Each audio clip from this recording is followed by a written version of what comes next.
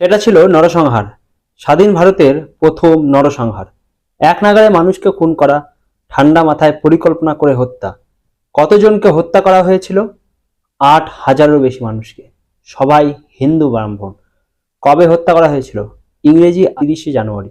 কত সাল? 1998 সালে। কারা হত্যা করেছিল? কংগ্রেসীরা, কংগ্রেসের নেতা কর্মীরা, গান্ধীজির অনুগামীরা।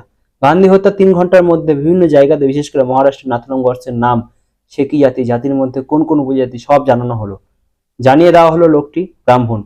ব্রাহ্মণের মধ্যে চিৎপাহন ব্রাহ্মণ, টাইটেল গডসে। বোম্বেতে, পুনেতে, নাগপুরে সর্বত্র কংগ্রেসীরা পৈশাচিক উল্লাসে নেমে পড়ল চিৎপাবন ব্রাহ্মণদের খুন করার জন্য। যাদের টাইটেল গডসে তাদের জীবন্ত জ্বালিয়ে দেওয়া হলো। বাড়িতে বাড়িতে ঢুকে ব্রাহ্মণদের, বিশেষ করে চিৎপাবন ব্রাহ্মণদের বের করে আনায় রাস্তায় ফেলে পিটিয়ে খুন করা শুরু করলো। তারপর বাড়ি ঘর জ্বালিয়ে দেওয়া হলো। ডক্টর নারায়ণ সাভাগারকে বাড়ি থেকে বের করে এনে পাথর ছুঁড়ে আর লাঠি দিয়ে পিটিয়ে খুন করা হলো।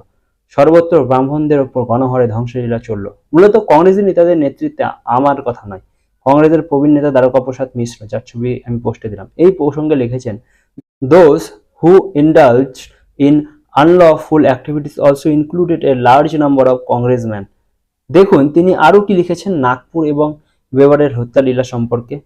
In Nagpur and Berar the troublemakers were mostly congressmen, some being even office bearers of various congress committees.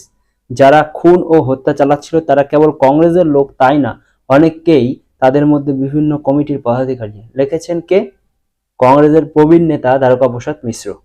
8,000-এরও বেশি হিন্দু ব্রাহ্মণকে হত্যা করেছিল কংগ্রেসরা, গান্ধীর অনুগামীরা। তারা নাকি ছিল অহিংস নীতিতে বিশ্বাসী।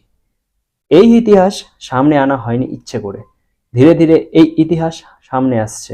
গান্ধীজির অনুগামীরা 8,000-এরও বেশি মানুষকে হত্যা করেছিল। স্বাধীন ভারতের প্রথম নরসংহার।